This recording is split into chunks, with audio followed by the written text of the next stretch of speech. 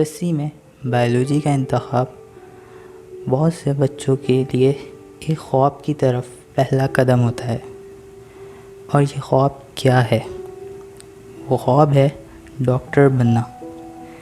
अब लाजमी नहीं कि ये ख्वाब उस बच्चे का ही हो, ये उसके वालिदैन की ख्वाहिश हो सकती है, ये सकीना आंटी के शौहर का मशवरा भी हो सकता है, ये उसका फैमिली फ्रेंड भी हो सकता है, और ये भी हो सकता है कि ये दौरान सफ़र एक रक्षा ड्राइवर की कैरियर काउंसलिंग में दी गई एक एडवाइस हो।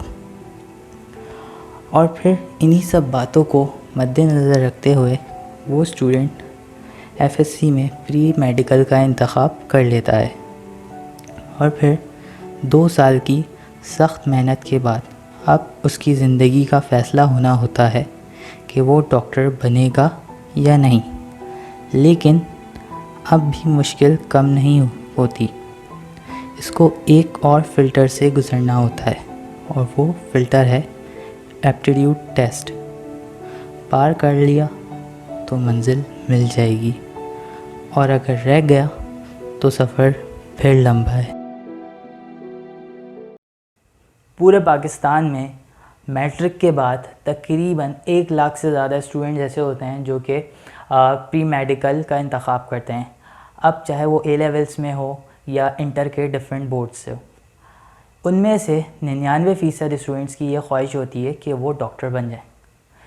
वो ये सोच रहे होते हैं कि मैट्रिक के बाद इंटर में या ए लेवल्स में 2 साल अच्छी तरह से मेहनत करेंगे और फिर उसके बाद हम एमबीबीएस के लिए इनरोल्ड हो जाएंगे, और एमबीबीएस करने के बाद पैसा ही पैसा होगा।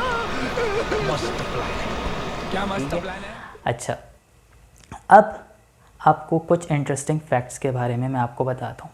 पाकिस्तान में एक साल में 14,000 स्टूडेंट्स ही ऐसे होते हैं जो कि एमबीबीएस के लिए सिलेक्ट हो पाते हैं। यानी 1 लाख से ज़्यादा ऐसे थे जिन्होंने प्री मेडिकल से इंटर किया, लेकिन उस में से सिर्फ 14,000 खुशनसीब ऐसे थे जो कि एमबीबीएस के लिए सिलेक्ट हुए। अब मैं आपको कुछ फैक्ट्स बताने वाला हूँ। वो फैक्ट्स क्या है? पूरे पाकिस्तान में तकरीबन 1 लाख के करीब डॉक्टर्स हैं इस वक्त, जिनमें से 11,000 जॉबलेस हैं, अनएम्प्लॉयड हैं। कुछ ऐसे भी हैं जो बहुत ज़्यादा सक्सेसफुल हैं, अपनी सक्सेस की पीक पर हैं। कुछ ऐसे भी हैं जो अभी स्ट्रगलिंग हैं। अच्छा, पाकिस्तान में डॉक्टर की एवरेज सैलरी तकरीबन 80,000 से ज़्यादा है। किसी की बहुत ज़्यादा भी है और किसी की इससे लो भी है। ये एक एवरेज वैल्यू है। अब बहुत से स्टूडेंट्स ऐसे होते हैं जिनके पास गाइडेंस नहीं होती। वो ये सोच रहे होते हैं कि डॉक्टर बनने के बाद जस्ट हमने हॉस्पिटल में ही जॉब करनी होती है, लेकिन there are various field as well. वो क्या क्या है? डॉक्टर बन के एमबीबीएस करके आप हॉस्पिटल में जॉब कर सकते हो, ये तो ऑब्वियसली सबको पता है। क्लिनिकल सेटअप खोल सकते हो अपना, और इनके अलावा इंडस्ट्रीज़ में भी जॉब कर सकते हो। आप किसी फार्मास्यूटिकल इंडस्ट्री में एज अ मैनेजर भी जॉब कर सकते हो एमबीए करने के बाद। किसी दूसरी इंडस्ट्री में उनके प्राइवेट डॉक्टर, पर्सनल डॉक्टर के तौर पे भी जॉब कर सकते हो। और इसके अलावा किसी यूनिवर्सिटी में टीचिंग कर सकते हो। और बहुत सारे ऐसे प्रोफेशंस हैं, बहुत सारी ऐसी फील्ड्स हैं जो कि हर पर्सन की ख़ुद की इनोवेशन होती है। तो ये पर्सन पे डिपेंड करता है, उस स्टूडेंट पे डिपेंड करता है कि वो अपना स्कोप किस तरह से बनाता है। अच्छा, ये तो बात हुई उन 14,000 बच्चों की, लेकिन बाकी के जो बच्चे हैं, यानी बाकी के 86,000 स्टूडेंट्स ऐसे हैं जो कि एनरोल नहीं हो पाए। इनमें से कुछ फेल्ड भी हो जाते हैं, कुछ रिपीटर्स होते हैं, लेकिन कुछ दूसरी फील्ड में भी तो जाएंगे। अब उनके लिए सबसे बड़ा मसला ये होता है कि वो कहाँ जाएं। तो बच्चों, आज की वीडियो में मैं इन्हीं बातों को डिस्कस करने वाला हूँ। अच्छा, एमबीबीएस के बाद जो ज़्यादातर स्टूडेंट्स का इंतखाब होता है वो है बीडीएस, यानी डेंटिस्ट बनना। सही, डेंटिस्ट बनने के बाद भी वो डॉक्टर ही होते हैं, दंदानसाज।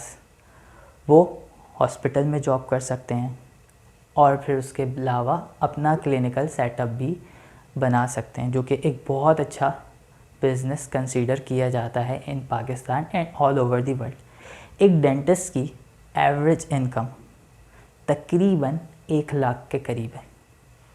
वही बात है यहाँ पर भी कि कुछ ऐसे स्टूडेंट्स भी हैं, कुछ ऐसे डॉक्टर्स भी हैं, डेंटिस्ट भी हैं जो कि 1 लाख से ज़्यादा कमा रहे हैं, 10 लाख भी कमा रहे होंगे, हो सकता है। कुछ ऐसे भी हैं जो अभी स्ट्रगलिंग हैं और कुछ ऐसे भी हैं जो जॉबलेस हैं।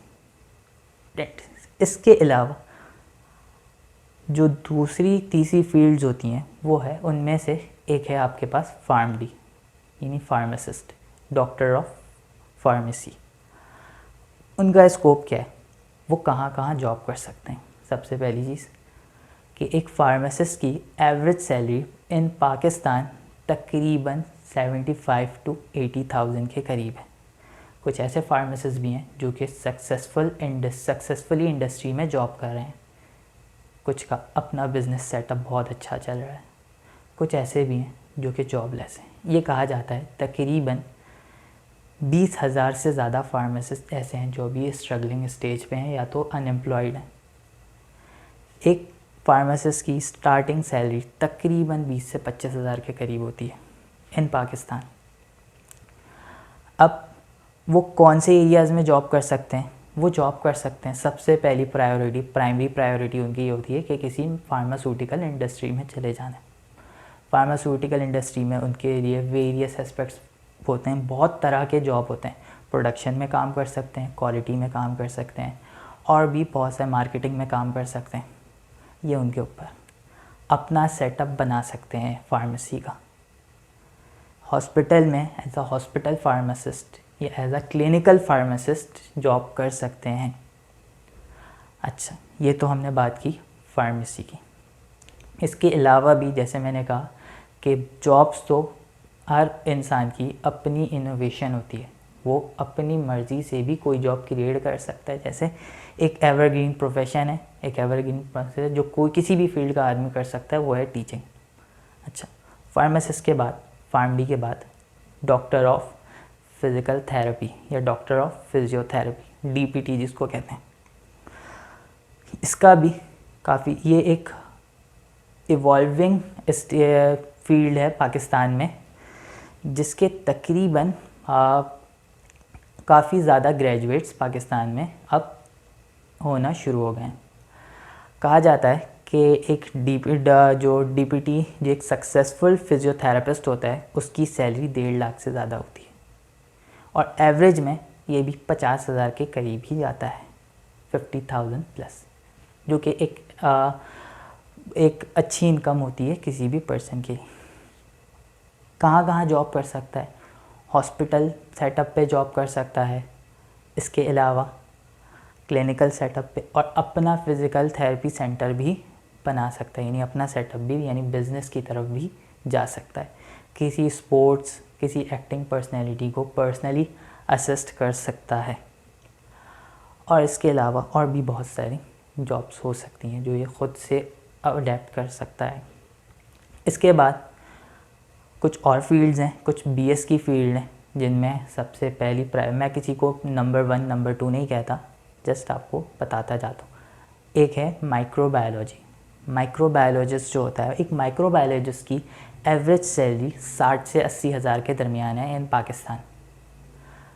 जॉब कहाँ कर सकता है, सबसे पहली बार हॉस्पिटल सेटअप में जॉब कर सकता है, हॉस्पिटल की लैब सेटअप में जॉब कर सकता है, किसी लेबॉर्ट्री में जॉब कर सकता है। लेबॉर्ट्री में तो बहुत सारी जॉब्स अवेलेबल हैं। जिस तरह से पाकिस्तान में लेबॉर्ट्री का सेटअप इवॉल्विंग यानी डेवलपिंग स्टेज में, माइक्रोबायोलॉजिस्ट की जॉब भी बहुत ज़्यादा आगे बढ़ रही है। और उसके अलावा फार्मास्यूटिकल कंपनी में जॉब कर सकता है, न्यूट्रास्यूटिकल कंपनी में जॉब कर सकता है, एग्रीकल्चर की तरफ जा सकता है, और भी बहुत सारी फील्ड हैं। और फिर एवरग्रीन टीचिंग भी कर सकता है, ख़ास तौर पे लड़कियां इस चीज़ पे ज़्यादा इन्वॉल्व। अब माइक्रोबायोलॉजी के बाद बायोटेक्नोलॉजी। बायोटेक्नोलॉजिस्ट का काम भी बहुत ज़्यादा इवॉल्विंग है in the field of lab, in the field of laboratories, बहुत ज़्यादा इवॉल्विंग रोल है। और बायोटेक्नोलॉजिस्ट की एवरेज सैलरी इन पाकिस्तान जो सक्सेसफुल है उनकी तकरीबन 1 से 1.5 लाख के करीब जा रही है। और इसमें भी बहुत सारे जॉबलेस भी हैं और बहुत सारे स्ट्रगलिंग स्टेज पे भी मौजूद हैं। बायोटेक्नोलॉजी के बाद एक ऐसी फील्ड भी है बायो इन्फॉर्मेटिक्स। उसमें क्या होता है, बायो इन्फॉर्मेटिक्स में जो आपके पास सॉफ्टवेयर्स हैं, ये कंप्यूटर से रिलेटेड है, सॉफ्टवेयर सिस्टम से रिलेटेड, जो मेडिकल रिलेटेड सॉफ्टवेयर्स होते हैं या इसके अलावा जो सिस्टम्स होते हैं, उन सारी चीज़ों को यही बंदा देख रहा होता है। और क्योंकि ये अभी इवॉल्विंग फील्ड है, इसकी एवरेज इसके बारे में इतनी ज़्यादा सर्वे नहीं है, तो इसका आइडिया मुझे इतना ज़्यादा नहीं है, लेकिन एक अच्छी फील्ड है। मैंने आपको फिर वही बात करूँगा, जॉब एक इंसान की पर्सनल इनोवेशन होती है, वो किस तरह से अपना स्कोप बनाता है ये उसके ऊपर है। इसके अलावा हमारे पास और भी बहुत सारी फील्ड हैं। आप किसी भी फील्ड में, किसी डिफरेंट सब्जेक्ट्स में आप पीएस कर सकते हो, आगे जाके उसमें पीएचडीज़ तक जा सकते हो, प्रोफेसर की जॉब कर सकते हो, XYZ, ये आपके ऊपर है। और फिर एट दी एंड एक और बहुत अच्छी फील्ड ये होती है, एक और बहुत अच्छा रास्ता ये होता है कि आपने ग्रेजुएशन की, ग्रेजुएशन के बाद आप CSS के एग्ज़ाम के लिए भी जा सकते हो। और उसके बाद जब एक बंदा CSS पास कर लेता है तो आपको ख़ुद ही अंदाज़ा होगा कि उसकी क्या जॉब गवर्नमेंट फील्ड में सीधा 17 ग्रेड के ऑफिसर की तरह, जिस तरह से एक डॉक्टर होता है, सही है, उसकी पोस्ट पर लग रहा होता है। तो स्टूडेंट्स, ये कुछ फील्ड्स थी। आगे और भी फील्ड्स के बारे में मैंने आपको बताना है। अगर इस वीडियो में अच्छा रिस्पांस आया तो आगे बहुत सारी ऐसी फील्ड्स हैं जिनके बारे में मैं आपको फर्दर डिटेल में बताऊंगा।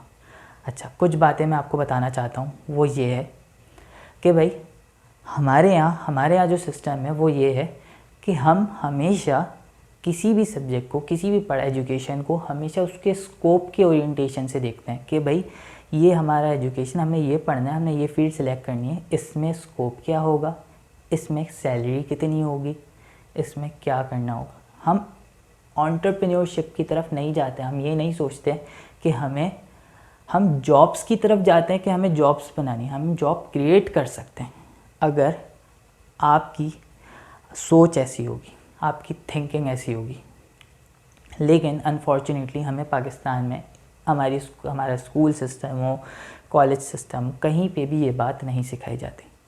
एक और बात मैं आपको बताऊं कि हर इंसान यही सोचकर किसी न किसी फील्ड में जा रहा होता है कि भाई ये स्कोप होगा मेरा और फिर उसके बाद मैंने ये जॉब करनी है, मेरी इतनी सैलरी हो जाएगी। हालांकि मैं आपको बताऊं कि रिस्क का ताल्लुक, आपने कितने पैसे कमाने, ये सारी चीज़ें आपकी किस्मत में पहले ही लिख दी गई हैं।